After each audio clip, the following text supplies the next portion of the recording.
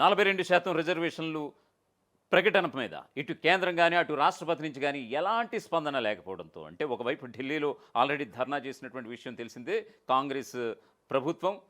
ఎందుకంటే రేవంత్ సర్కార్ ఆల్రెడీ కేంద్ర ప్రభుత్వాన్ని ఎండగడుతూ అక్కడ చేసినటువంటి సందర్భం మనం చూసాం. సో ఈ క్రమంలో ఖచ్చితంగా ఇప్పట్లో వచ్చే ప్రసక్తే లేదు. మరొకవైపు హైకోర్టు డెడ్లైన్ కూడా దగ్గర పడిపోతోంది. సో ఈ క్రమంలో పాత రిజర్వేషన్లతోనే ఎన్నికలకు వెళ్ళాలని సీఎం రేవంత్ నిర్ణయించుకున్నారట. ఖచ్చితంగా పాత రిజర్వేషన్ల ప్రకారమే ఎన్నికలకు వెళ్ళాలి. ఇప్పటికిప్పుడు రిజర్వేషన్ల అంశం తేలక ముందే ఖచ్చితంగా, ఎందుకంటే ఎటు తేలే పరిస్థితి కూడా కనిపించడం లేదు.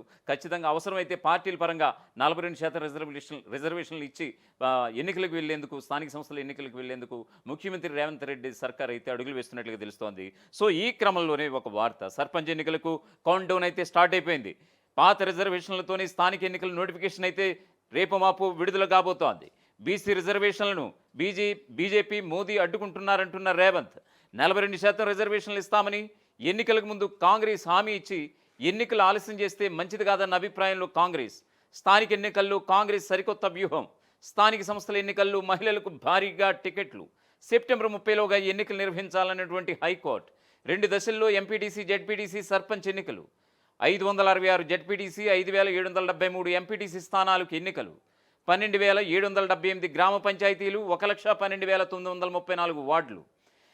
రిజర్వేషన్ల అంశంపై ఢిల్లీ ధర్నాతో కాంగ్రెస్ పార్టీ ఓ స్పష్టత ఇచ్చినట్లయింది. బీజేపీ మోదీ అడ్డుకుంటున్నారని రేవంత్ తేల్చేశారు. తమ పోరాటం కొనసాగుతుందని, ప్రధాని మోదీని దించి రాహుల్ని ప్రధానిని చేసి రిజర్వేషన్లు ఇస్తామని ప్రకటించారు. అంటే ఇప్పటికీ అధికారికంగా బీసీ రిజర్వేషన్లపై చేతులు ఎత్తేసినట్లే అనుకోవచ్చు.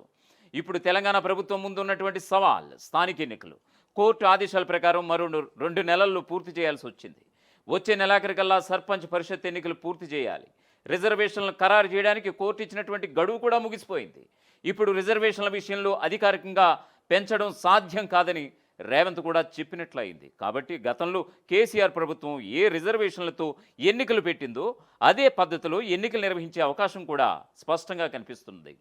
రాజకీయ విమర్శలు వస్తాయి, కానీ రేవంత్ వాటిని ఎదుర్కోవడానికి కావలసిన ఆయుధాలను ఢిల్లీ ధర్నాతో సమకూర్చుకోవడం జరిగింది.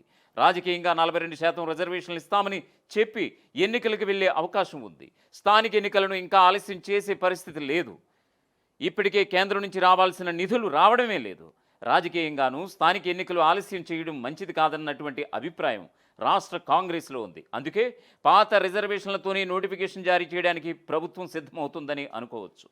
తెలంగాణలో మొత్తంగా 3,35,27,925 మంది ఓటర్లు ఉండగా అందులో 1,66,41,489 మంది పురుషులు, 1,68,67,735 మంది మహిళలు కూడా ఉన్నారు.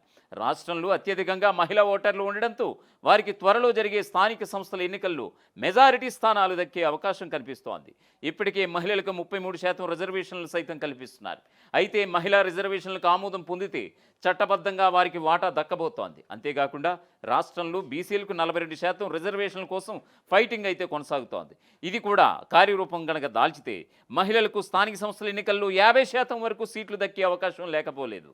దీంతో ముందస్తుగానే మహిళా ఓటర్లపై పార్టీలన్నీ ఫోకస్ పెడుతున్నాయి. ఇప్పటికే సీఎం రేవంత్ రెడ్డి మహిళల సంక్షేమానికి పలు పథకాలకు శ్రీకారం చుట్టారు. మరొక వైపు తెలంగాణ రాష్ట్రంలో స్థానిక సంస్థల ఎన్నికల నిర్వహణకు రాష్ట్ర ఎన్నికల సంఘం విస్తృత సన్నాహకాలు చేస్తోంది.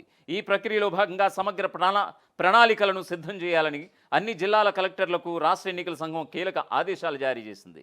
హైకోర్టు ఇచ్చినటువంటి ఆదేశాలకు అనుగుణంగా సెప్టెంబర్ 30 నాటికి ఈ ఎన్నికల ప్రక్రియను పూర్తి చేయాలని ఎస్ఈసీ లక్ష్యంగా పెట్టుకుంది. ఈ దిశగా జిల్లా యంత్రాంగాలు ఎన్నికల నిర్వహణకు అవసరమైనటువంటి సన్నాహకాలను వేగవంతం చేస్తున్నాయి. ఎన్నికలు సజావుగా నిర్వహించేందుకు అవసరమైనటువంటి వనరుల లభ్యతను అంచనా వేయడానికి రాష్ట్ర ఎన్నికల సంఘం కలెక్టర్లకు కొన్ని సూచనలు చేసింది. ఆయా జిల్లాల్లో ఎన్నికలను ఎన్ని విడతల్లో నిర్వహించాల్సి ఉంటుంది అనేటువంటి అంశంపై స్పష్టమైన ప్రణాళికలను రూపొందించాలని సూచించింది. ఓటర్ల జాబితా తయారీ వంటి ప్రాథమిక అంశాలపై కూడా వివరాలు అందించాలని కలెక్టర్లను కోరింది. ఇది ఎన్నికల ప్రక్రియను సమర్థవంతంగా నిర్వహించడానికి అవసరమైనటువంటి కార్యాచరణను ఖరారు చేయడానికి దోహదపడుతుంది. ఈ సమగ్ర ప్రణాళికలు ఎన్నికల ప్రక్రియలో ఎలాంటి జాప్యం లేకుండా సకాలంలో పూర్తి చేయడానికి సహాయపడతాయి. జిల్లా స్థాయిలో ఎన్నికల సామగ్రిని సమకూర్చుకోవడం, పోలింగ్ కేంద్రాలను గుర్తించడం, భద్రతా ఏర్పాట్ల వంటి అంశాలపై కూడా కలెక్టర్లు దృష్టి సారించాలని రాష్ట్ర ఎన్నికల సంఘం స్పష్టం చేసింది. ఎన్నికలు సజావుగా నిర్వహించేందుకు అన్ని ఏర్పాట్లు చేయాలని సూచించింది. మొత్తంగా ఎన్నికలకు సిద్ధంగా ఉండాలని తెలిపింది.